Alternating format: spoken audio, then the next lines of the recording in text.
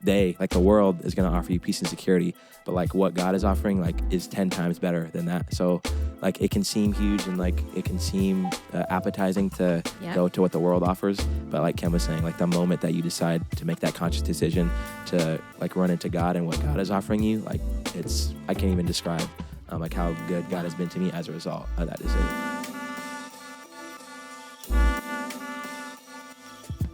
Welcome to the Girls Podcast.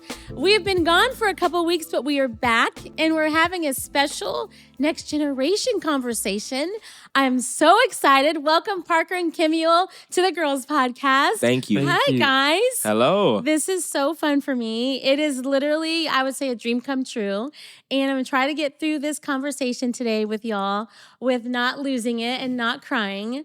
But as you all know, some of you know, Parker is my son, my best friend. I'm so proud of him. He's now 20. And it feels like just yesterday we brought you home from the hospital, and now getting to see you at church and build the church with us, it truly is a dream come true. Yeah. And Kemuel, you're a family to us. Your parents were one of the first families to say yes to helping us build Shoreline City. You guys also moved from Austin, sold everything, started all over again, downsized when you were like 5. And now here you are 19. And I just wanted to have a conversation with you both because I feel like I can grow. I still want to grow, even as a mom and as a pastor and a leader. And I feel like the girls that are listening want to grow. And since you guys represent the future, I feel like we can learn so much just from your stories and your journey, your heart, and your perspective. For sure. And it's pretty remarkable to see two young men who you technically could just decide, like, I'm just going to throw my life away and I'm just going to go from party to party to party. Yeah. But instead, I see you both here and you're saying, I want to live my life for God's glory. Like, I want to serve people. I want to build God's house. We got a glimpse of that during our Next Gen Sunday where you and several of your friends, you guys led the entire service. And it was so beautiful for the church to see that the future is strong. For sure. And I think it's important as our church grows that we get to experience like the fruit of the seeds that have been sown. And it's just powerful to get to see you both. I remember when we moved here, Parker was like 6 and going into first grade, I think. And then you were probably going into kindergarten because you guys are a year behind each other.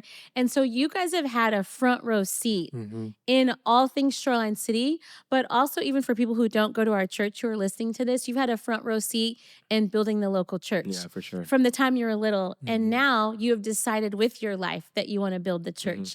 And so that is remarkable and it is beautiful and it is just makes me want to well up and like cry. But I'm holding it together. But I just want to hear just from your perspective, like when did you guys know? Because you're 19, you're 20. When did you know that you were called? Yes. Like when did God call you? Yeah, it's a great question. But before we jump into that question, we just want to say thank you for having us on. We feel really honored. So honored.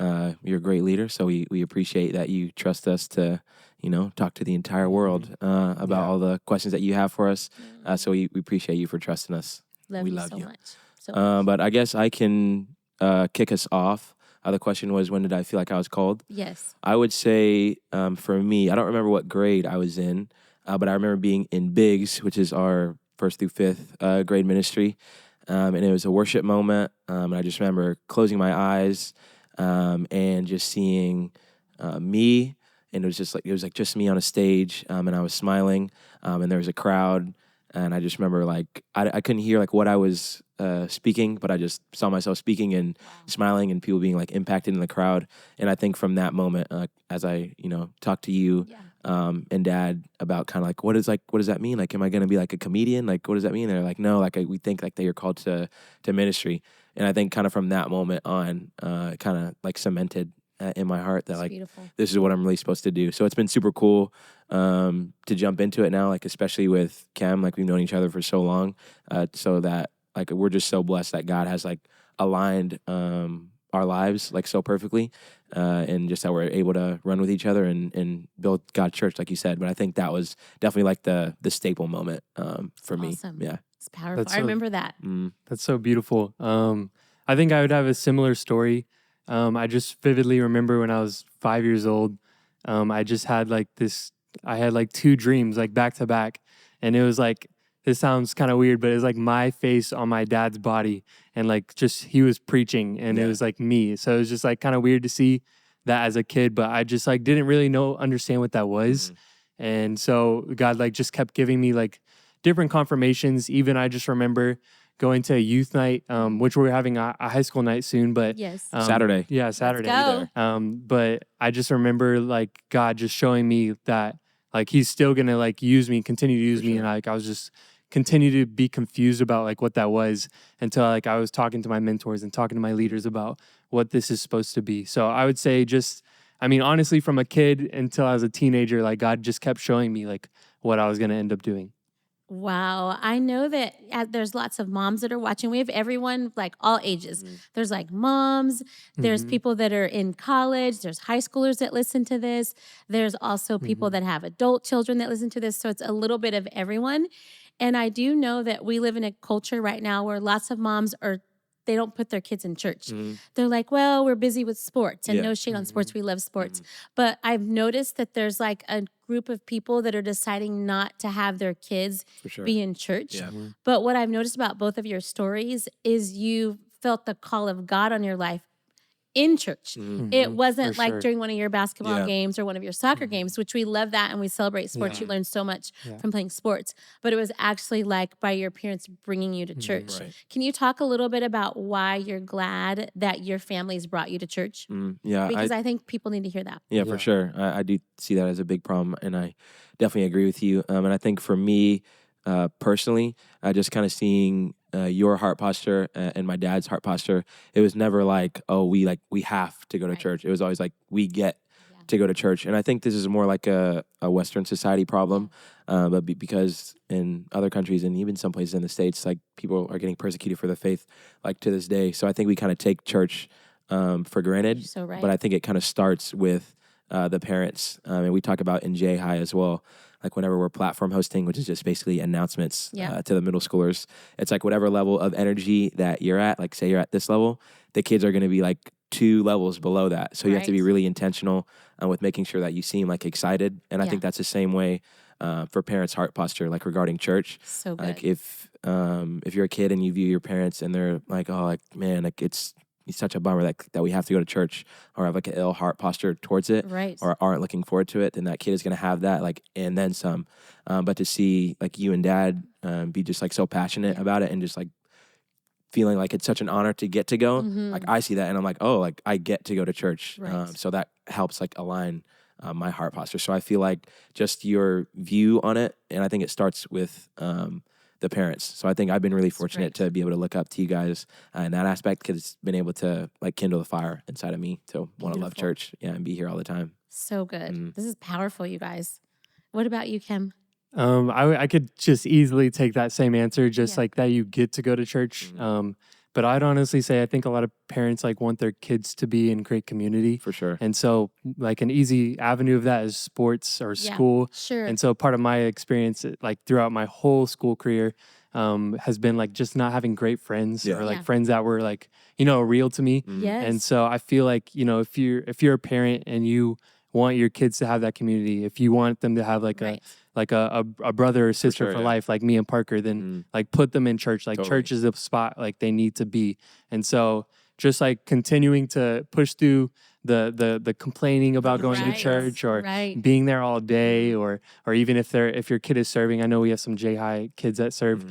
Just like it's worth it. Like you'll build your community, you'll build it. It takes time and it takes breaking down walls. But I'd say that's the biggest reason, or like one of the biggest reasons that parents will put their kids in those places other than church, 100%. And I would say too, to add on to that, that was really good. I think like 90% of my circle that are like great influences and that push me to be better.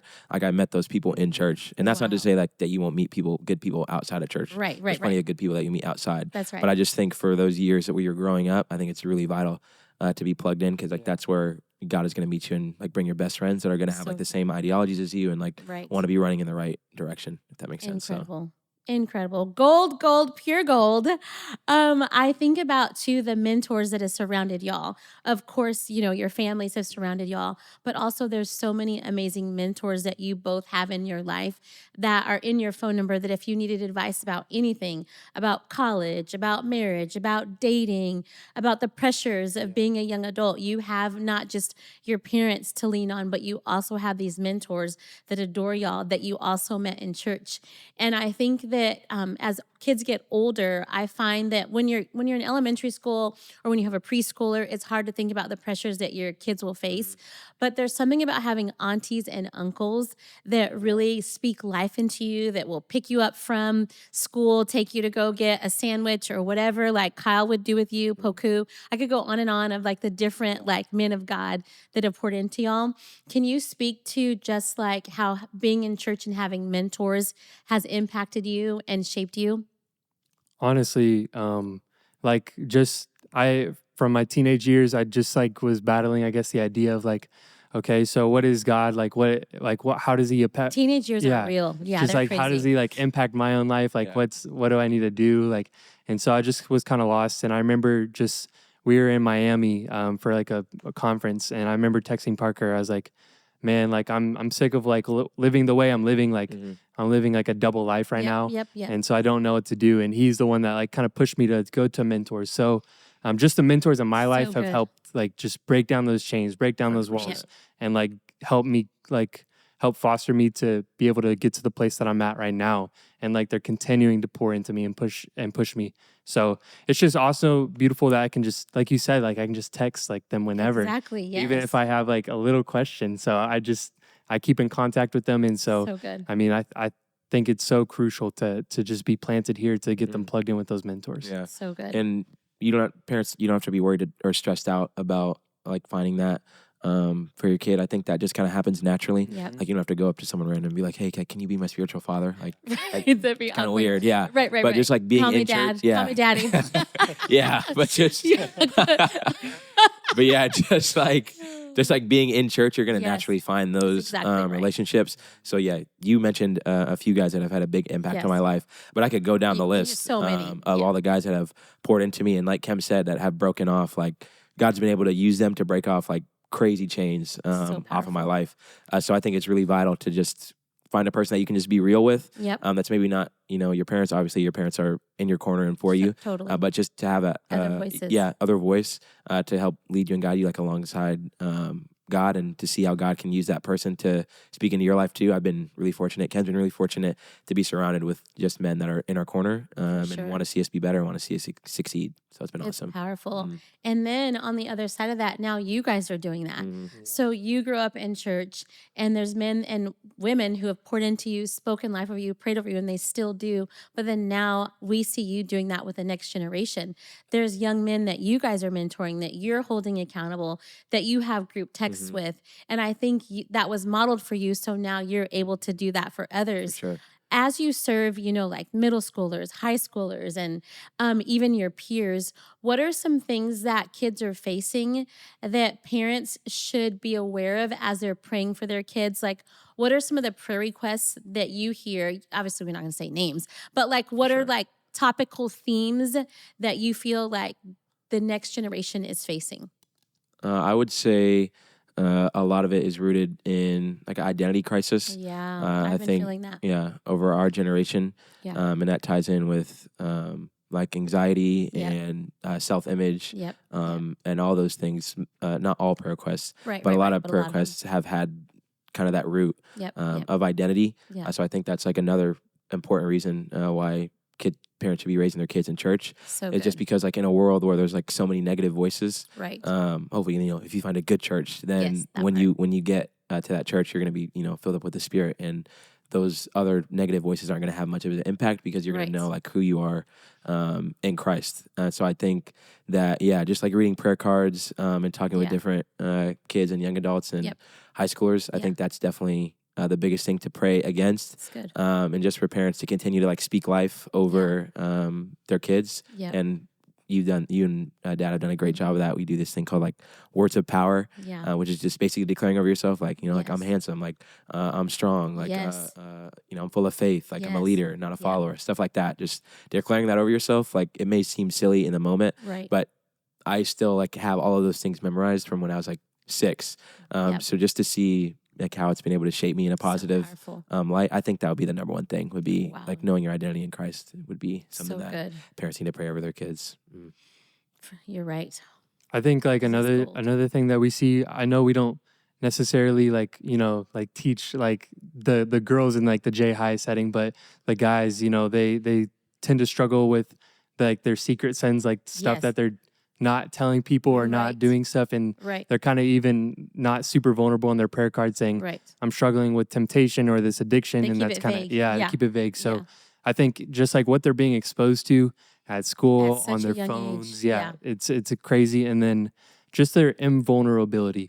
I feel like, even for me, it took me a long time to become vulnerable and get to 100% vulnerable state.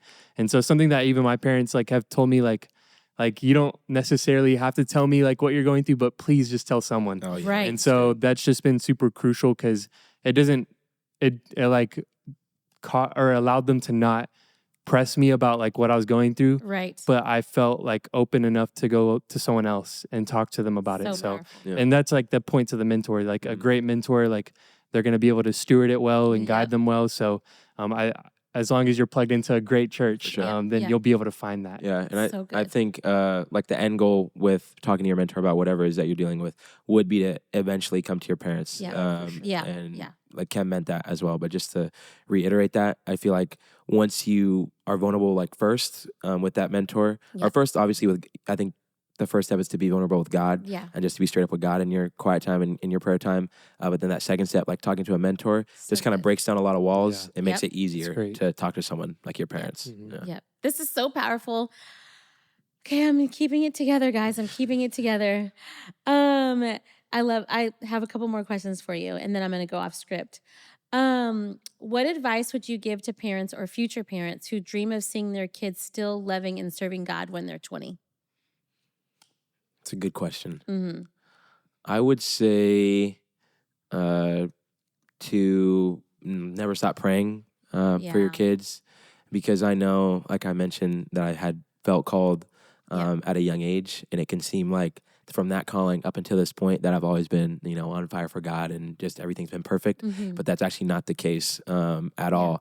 And just like that in between time of like maybe my teenage years of that being more rough, I would just say like if you guys would have stopped praying, like who knows where I would have been now. So just like continuing to just get on your face and get on your knees and just pray and cry out to God for your kids. I think we kind of like underestimate the power of prayer. And I think prayer really does work, and like my whole life is a testament to prayer. And I can go down the line of like how good God has been, and not even because of my prayer. Sometimes it's because of people like you and Dad, or people like my mentors that are in my corner and praying for me. So I would just say like it can look like really dark and really scary and be like my kid is cooked, like I don't know what to do. But I would just say to never give up and just continue to cry out for God, because like who knows what seeds you're sowing now that maybe like 10 years from now, they're going to come back to God. But I think a lot of times we like mistake God for like a microwave God. So if, you see your 14-year-old struggling with this and it's not getting fixed in like that moment, then we can kind of get discouraged. But I would just say to continue to pray would be the secret sauce. So good. Beautiful. You guys are crushing it. No, thanks. This is gold. I'm going to have a part 2. I'm just telling you. Appreciate it. I would say, what advice, right? To give. I mean, my parents tell me all the time that, people will come up to them and be like, your kids are so awesome. Like, how'd you do it? And they're like, I don't know. we just put them in church and just prayed and hoped for the best. So, there's no formula for parenthood. You're so right. And say like, that again. There's no formula for parenthood. And like, I'm not going to go into parenthood with a formula.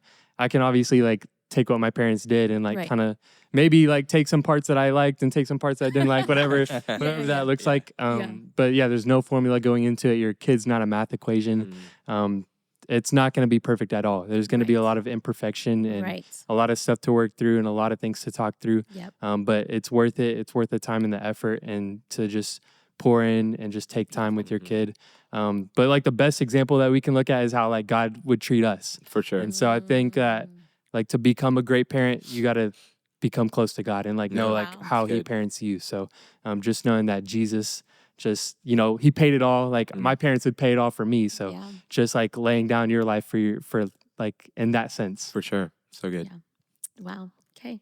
I'm doing good. I'm loving this conversation and I'm holding it together because I'm just so proud of both of you.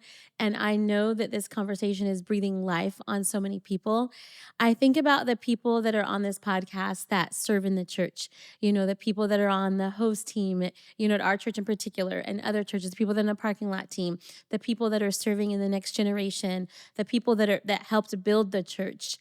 What have you learned by just observing the serve team and the serve team culture of church? Like, what's that like for you to see the church go from nobody? You guys both saw the church with 0 people, just our families, and like 2 other families when it was like in its infancy to now, all that God is doing and is going to continue to do. What has it been like for you to see the serve team from the very beginning till now? What's that like? And then what's it like seeing the growth for you guys? Because when we all moved here, we all left everything. We left our friends, we left our convenience of our homes, we left our schools, and we just took this chance on this God dream that we had. And then what's it like? So it's 2 questions. One is, what's it like now when you like walk into the building at any of the locations? You've been to Guatemala. Obviously, your parents lead the Frisco campus. And then there's all that God has done. What's that like for you? And then what's it like you seeing the serve team? Because we can't do church without the serve team. Yeah. And I want to honor them. Yeah. I would say the first part, what it feels like to kind of walk into Shoreline.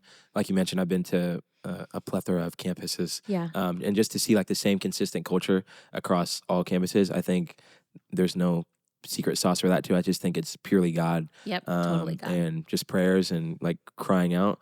So just to like walk inside every single door. Yeah. And like to see the hosts like that are smiling. Like I've been around for like since the beginning. So like literally, but I'm still like not used to it. Like even when I'm walking in the morning, people are like, hey, like good morning, like good to see you. And you're like, oh, like thank you. Yeah. I appreciate it. Like I'm glad to be here. So it just kind of like brightens up your day, like even for me. So I can't imagine like someone that's going through maybe something like really hard to walk through these doors and just feel like loved instantly. So I think that is really special. And then what was the second part of your question? And then what about this? Just like you kind of did morph them together and you did so awesome talking about the serve team and what it's meant to you to watch them build the church. And then what it's been like because when we first moved here, both of our families, we didn't have like next gen classrooms. Right. We didn't have next gen teachers. The building that we rented didn't even have a space for kids. So all the kids, there was like probably 6 of you, and you would be at our house that we were renting, and Betsy Baldwin was like your babysitter. And so you'd have like markers and you would just like be playing in our like little tiny house while we were like having lunch meetings. And so you've seen it from that to like now, all that God has done. I was just curious of what's that like for you guys, getting to watch that from the ground up. Yeah, I think it's pretty wild. And oftentimes when we're sitting together, we just kind of look over at each other and we're just like, this is so wild. Like, this is crazy to look at all the people that have been impacted as a result of your ministry and as a result of God's goodness has been crazy. And I'm just so thankful that it all worked out. And then some, because I don't think people understand like the origin story and like how all of this came together and like how much of a miraculous miracle that this is. And not even like from when we were in a nursing home, but just like even to get into this building, like literally every single step has had to been like, it's had to been all God. Like we could do nothing to do this besides lean on him. So just to see that is just a refresher. Just to see God's goodness every time that I'm in here, I'm just reminded that he's good and that he's faithful. And that if you have like a dream that starts small and it sounds crazy, like if you submit that to God and God give that to you, that you can believe that he's going to fulfill it to the end. And I think we're living in kind of that fulfillment. You're right. You're so right. Yeah. You're so right. I remember And don't forget your answer. But I remember when we were doing launch meetings, and so we would have these like Bible studies with leaders, and everyone was a leader. Like anyone who's new to the church, they walked in, we're like, "You're a leader, you're a leader," and we would lead these with your parents, and a couple other families would lead these Bible studies. And one Bible study, we got a call that one of y'all fell out of a window. Oh, One of y'all fell out of a window. Yeah, I fell out. Yes, we got a text message that you've literally fell out of a window. So I was thinking of some of those. Thank God you were okay. For sure. But it was quite scary. Yeah, it was wild. But just we didn't have like a kids ministry. We didn't have security. We didn't have kids check in. So who knows what y'all were doing? Yeah. And before we know it, we're rushing home. Had to go to the ER, but everything was okay. It worked out. Yeah, it worked out. What about you, Kim? What's it been like for you being a part of something from the ground floor, literally? It's so crazy. There's a clip out there somewhere of me saying like to Chris, like I wish I could have been in like our Bigs room because it's so awesome and so cool.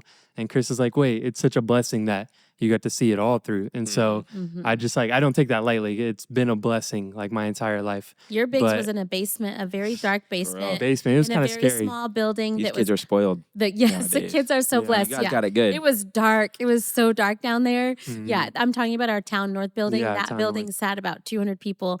And our Bigs ministry, I think Rayma at one point was the Bigs leader. Yeah. She's had a lot of roles, but you were literally down in a basement. Yeah, but here we are. I remember those days. Look at God. Yeah, but we made it through. We did. Yeah. But it's also beautiful. Like you can see, I've been able to like grow up and see what a healthy church looks like from the beginning. And so I feel like that's like a huge like flaw in our society nowadays. Like just church leaders falling out and just I've seen like the behind the scenes. I've seen the front of the scenes. Like I've seen it all the way through and like for 13 years, going on 13 years. And so it's been awesome to see that. And then I would also say just that if God's not in it, it's like it doesn't mean anything. So just knowing that God is a part of this and God has his hand on it, and just like the accelerant growth that we've seen, it's just been so beautiful. And then just for the serve team wise, just for more of like a intro perspective, I think it just like is beautiful to see people's lives change from serving. Like they get into this thing and they don't know what they're doing and they don't know why they're doing it.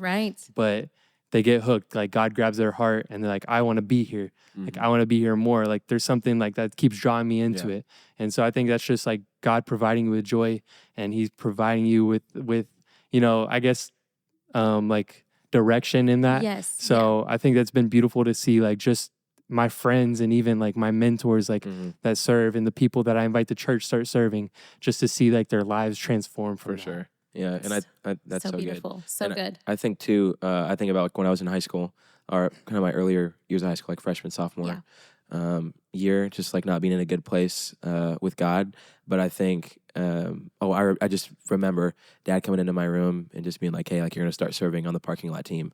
And I was like, oh, like, you know, we have to wake up at like 5:30, get there like at 6, set up all those cones. Like, I just remember having like a super bad attitude about it. Yeah. But I remember at the end of serving, like, I just felt so much lighter. And like through conversations that I had with like the parking team and like through serving, like God makes like, you better. Yeah, it makes me better 100%. And you can go into serving like I remember going in like feeling like so down and so bad, but then just coming out like completely like made new, and feeling so much better as a result of like fellowship with my friends. And like once you start to serve, it can kind of be like intimidating because like you don't know anyone, but like once you're in it for a little bit, it's like you get to serve with your best friends like every single week. So like who wouldn't want like to do that? So it just becomes like a reward, and it's so awesome. I remember I remember that moment because sometimes as parents, and I think anyone who's a parent or a future parent who's listening, you think, oh, I feel so bad. My kid's at church all the time. I feel so bad. And so we went through a season as parents where we kind of kept you home more instead of having you in church, like going hard with us. We were going hard, but there were seasons where we were like, we'll just hold them back because we don't want them to not love church. But it was like a turning point where we're like, what are we doing? Yeah. Like there's so many people alongside us that are building the church with their families. Why would we keep you home from a couple services. Let's just go all in. And that all in is like what brings about shift.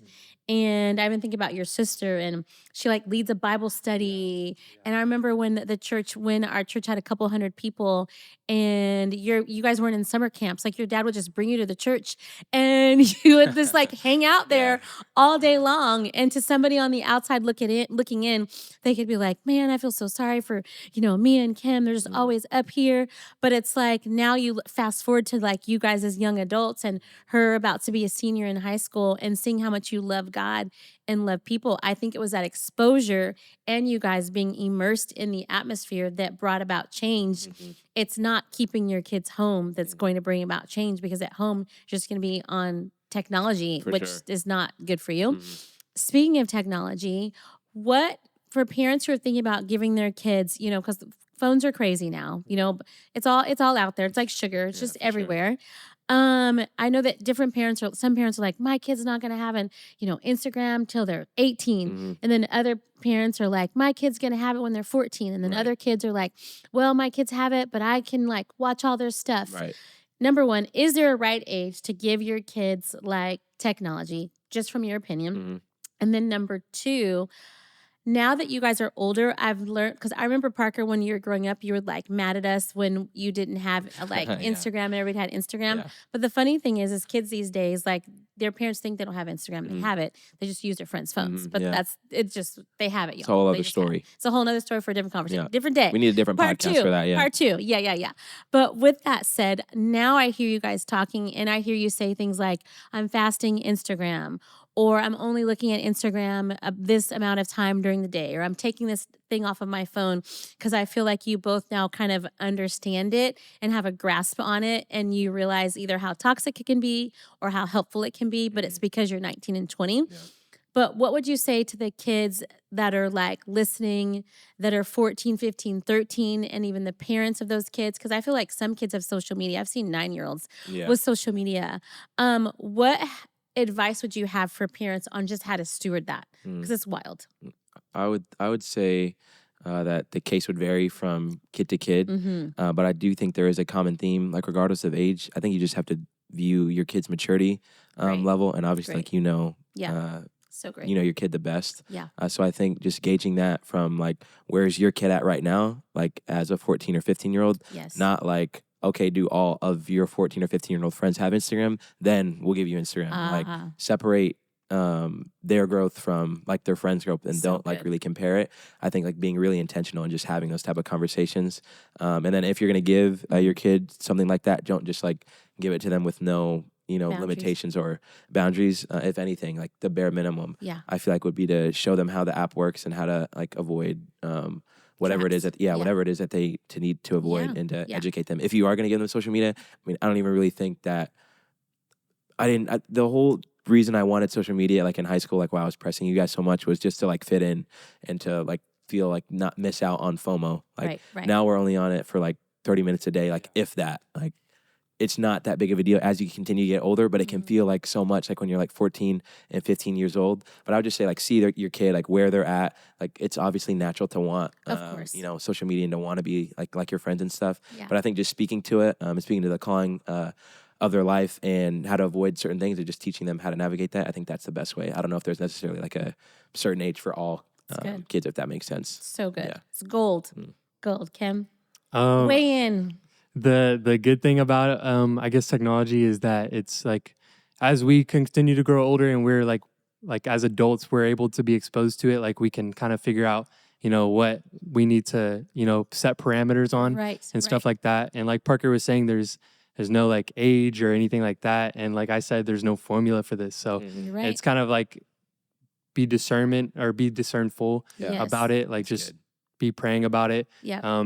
Yeah, and I think it's like a social thing. I think it's like just wanting to fit in, wanting to be like your friends. And I think like just being more protective than less protective, which if you ask 15-year-old me, like I would have pushed back so much on, but I think being more protective than less protective is definitely like more ideal for the safety of your kid. You don't want them to be exposed to something they can't handle. For sure. Or you don't want them to get lost or stuck in something like that. So I can even think about the college kids that like, they never had a phone or they never had a boyfriend or girlfriend, and they go crazy. Yeah. So just being able to navigate with them rather than Right. like fight them against it. For sure. That's so good. It's really good. That's gold. And I love what you guys have said in terms of there's a right time and season for something, but even when you have the opportunity to have something, to know how to steward it. Yeah. And then I also picked up on what you said about discerning the season that your child is in, and discerning if they have the maturity to be able to handle it,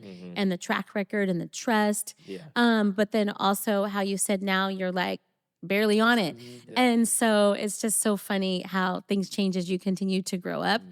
What advice would you have for people that are listening that are like, I want to live for God, but I'm afraid to live for God because I'm afraid that I'm not going to have fun? I think about the college girl right now who's listening, who's like in a sorority and just goes from party to party, or the high schooler that's listening that doesn't realize that you can live for God but still have a full life.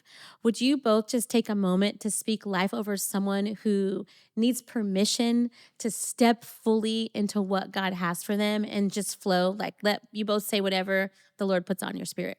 For sure. I would say for me, just personally, in high school, I just I feel like kind of turned my back towards God. And as a result of that, like the people that were around me, like also had their backs to God. And I remember making the decision to go to Oral Roberts University, which is like a Christian Bible school. And all my friends were going to like OU or Texas or TCU or whatever state schools. And like making that decision to go to ORU was like super scary because none of my friends that I had known for like those 4 or 5 years were going to go there.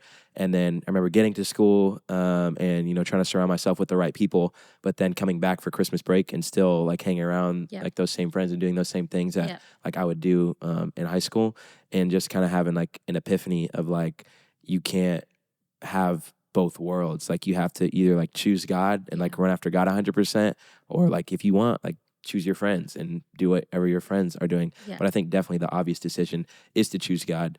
But I just do remember feeling super lonely and just super scared to kind of stop hanging out with some of those guys. But afterwards, like after that a little bit of a lonely season, I think God has blessed me so much with amazing friends. And I think that season from like stepping away from having a lot of friends and only having like literally like 3 or 4 friends at school, like Kem can attest to that, like really changed my life and shaped me just to be able to lean on God. And then once I was able to lean on God and got right with God, then God blessed me with like godly friends that were going to push me to be the right direction. So it's kind of like jumping off of a diving board. Like it can seem like really scary. And like when you're in the air falling, it's like really scary. But then like when you get in the water, you're like, oh, like it's cool. So I just think that kind of limbo and like kind of being scared, I would say to the person that is wondering if they should step out like from their old friend group that is like partying or doing all those things, like all of those things are temporary. And like you want to surround yourself with godly friends that are going to push you in the right direction. And I think honestly, besides giving my heart to Jesus, like that was one of the best decisions that I ever made in my entire life. Like to go to ORU, and not only to go to ORU, but to make the conscious decision to surround to surround myself with people that are going to push me to be better. Yeah. Gold, pure gold. That's so awesome. Well said. I would say a verse comes to mind, and it's "Don't be drunken with wine, but be filled with things of the Spirit." And so I know that's not the exact quotation, but it's just saying that the things that the world offers is nothing compared to what, like, it's a counterfeit to what God offers. For sure. And so just understanding that that like the best thing that you could possibly think of that is like living of the world, like any party or like whatever it might be, whatever substance, whatever. Right. It's nothing compared to like what God can offer. And it's just like, it's subliminal, and it's not, it's inferior, you know? Yeah. And so just understanding, like, if you take a step in, like, I promise you, like, you'll feel it. You'll feel the joy. You'll feel so much better. And just like, just take that first step of like, just praying and just like asking God for it. And, he's going to deliver. Like, I 100% believe he will. He will. Yeah, I agree with that 100%. That's so good. And it reminds me of, that also reminded me of a scripture in 1 Thessalonians. I couldn't quote it exactly, but just in a part of the book, Paul is talking about like they offer you peace and security, but then he also talks about like Jesus offers you like real peace and security. And he's meaning they, like the Roman emperor cult, like that was kind of like the cultural time of that time, was just like a town would like put their allegiance to Rome, and like that's why people were afraid to put their allegiance toward Jesus, because like, oh, like I want to be in the peace and security of Rome. Right. But that's what Paul was saying, like in that passage, was like the world is going to offer you peace and security, but like what God is offering like is 10 times better than that. So like it can seem huge and like it can seem appetizing to go to what the world offers, but like Kem was saying, like the moment that you decide to make that conscious decision to like run into God and what God is offering you, like I can't even describe like how good God has been to me as a result of that decision. So I agree 100% with what you said. Powerful, powerful, powerful. This conversation, I'm definitely doing a part 2 because I have more questions that I didn't get to. But I just want to thank you both for saying yes. I've been looking forward to this for a minute, and it is such a full circle moment for me. And I know still we have so much life to live together, so many miracles to watch, so many places to travel to watch God do what God's doing. But getting to be a part of Shoreline City with the two of you is such a gift. I can speak for your parents. They're so proud of you, so proud of your yes. And obviously, we are so proud of you, so blown away at God on the inside of you, and getting to build this church with both of y'all. There's nothing like it. And even the church getting to see y'all, because people have known y'all since you were 5 and 6 years old, it inspires them and reminds them that God is not done and that he's just getting started. And it's so refreshing to sit across from a 19-year-old and a 20-year-old. You guys are so real. You're so authentic. And neither one of you are professing to be perfect. Like, I'm not perfect. None of us are perfect, but you're professing that Jesus is Lord over your life and that you're doing your best to put one foot in front of the other to keep him first and keep the main thing the main thing. And I just want to say, we need you. We need your generation. We need what's on the inside of you. We have a whole world that is like fighting to understand their identity, their value, and their worth. And so I'm so thankful that he's equipping and arming y'all to help us with this. And I know that our church is also saying like, go, go, go. The Bible talks about how in Hebrews, how we're surrounded by a great cloud of witnesses. And like, you guys are surrounded, and you also represent other 19 and 20-year-olds in our church, reminding them that they are surrounded. But also, I just need you guys to know, like, keep stepping forward, keep proclaiming God's word, keep spending time with him, because the words that are flowing out of y'all are just like filled with his presence, and also filled with the fact that like you have poured into this soil. Like, you guys have helped build this church and will continue to help build this church. And I'm just excited for the parents who got to hear this conversation, to know how healthy it is to be in church together and not to like isolate your family. Because when you're living for something bigger than yourself, it gives you purpose and hope. And I'm just like, I'm so glad I made it through this without like breaking down. I'm so proud of myself. But I love you both so much. And girls, I hope you enjoyed this conversation as much as I did. In the future, we will do a part 2, but keep your families in church. Those of you that do not have kids, I pray that those of you that are in college or in high school, that this reminded you that like today can be your fresh start. Like the Bible says, old things are passed away, all things have become new. Let today be the day that you decide, like, God, my sin is my past. I'm stepping into the new. And I can't wait to see the stories and testimonies on the other side of you saying yes to God. We love you. Thanks for joining us.